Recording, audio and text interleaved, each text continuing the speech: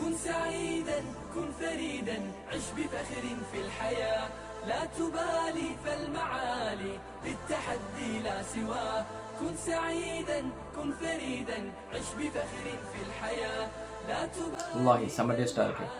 இப்போ நீங்கள் என்ன கேட்க வரீங்க, இந்த டேஸ்ட்டான ப்ரௌனி எங்கே வாங்கினது தானே? நான் வாங்கினது அல் பேக்கர்ஸ் பேஸ்கெட்டில். உங்களுக்கு வேணும்னு சொன்னால் இந்த நம்பரை காண்டாக்ட் பண்ணி ஆர்டர் பண்ணிக்கோங்க.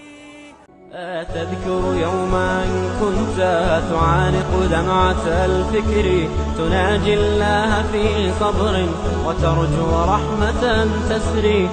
ஷேக், அப்புறம் இப்போ இருக்கக்கூடிய ஒரு முக்கியமான கேள்வி என்னென்னு பார்த்தீங்கன்னா, இஸ்லாத்தில் காதல் இருக்குதா இல்லையா? அப்போ இன்றைக்கி இளைஞர்கள் செய்யக்கூடிய காதலும் இஸ்லாமிய காதலா அல்லது இஸ்லாம் சொல்லக்கூடிய காதல் என்ன அப்படிங்கிறத கொஞ்சம் தெளிவுபடும். உண்மையில் சில விடயங்களுக்கு கேள்விகளே தேவையில்லை, மனச்சாட்சிகளை சொல்லும் இது ஹலாலா ஹராமா அப்படிங்கிறது. இயல்பாகவே ஒரு மனிதனுக்கு இன்னொரு விஷயத்தில் பிடிப்பு காதல் வாரதுங்கிறது இயல்பாக அல்லாஹு தஆலா வைத்திருக்கிற உண்டு. ஒரு ஒரு பெண்ணை பார்க்கிற பொழுது முதல் பார்வையில் லைஃப் பார்ட்னராக வந்தால் நல்லா இருக்குமே என்ற ஒரு விஷயம் வரலாம். அது வரைக்கும் பிரச்சனை இல்லை. அப்படி ஒரு யோசனை ஆணுக்கோ பெண்ணுக்கோ வர்ற நேரத்தில், அதுவும் ஹலாலான வரையறைக்குட்பட்டு, ஒரு பெண்ணை ஒரு விடத்தை தான் பார்க்கலாம், அந்த பார்வையை நீட்டக்கூடாதுன்னு இஸ்லாம் சொல்லுது. அந்த வரையறையெல்லாம் பேணி லைஃப் பார்ட்னராக இருந்தால் நல்லம் அப்படி என்ற ஒருத்தர் நினைக்கிறாரு. நினைக்கிறதெல்லாம் பிரச்சனையே கிடையாது. ஆனால் அதுக்கு பிறகு அவர் எப்படி நடந்து கொள்றார் என்பதை பொறுத்து தான் அவருடைய அன்பு காதல் ஹலாலா ஹராமா அப்படிங்கிறது தீர்மானிக்கப்படும்.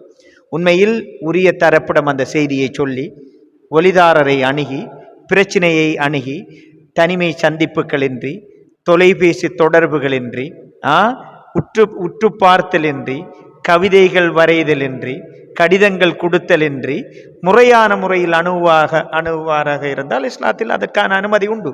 ஆனால் அது தவிர்த்து நவீன கால ஃபித்னாக்களில் மாட்டுப்பட்டால் அல்லாஹ் பாதுகாக்க வேண்டும். அது தவறானது, பிழையானது என்பதை ஒரு ஒரு ஒரு மௌலவிதான், ஒரு ஆலிம்தான் சொல்லி அறிய வேண்டிய சூழலில் இளைஞர்கள் இருக்க மாட்டார்கள் என்று நாங்கள் எல்லோரும் நம்புகிறோம். ரசூலுல்லாஹ் சொன்னாங்க, உங்களுடைய உள்ளத்தை எது உறுத்துகிறதோ அதுதான் பாவம் பண்ணாங்க. சம்பந்தப்பட்ட எல்லோருக்குமே இது நிச்சயமாக உறுத்தும், இஸ்லாமிய பாயிண்ட் ஆஃப் வியூவில் பார்க்குற நேரத்தில். வல்லாஹு ஆலம்.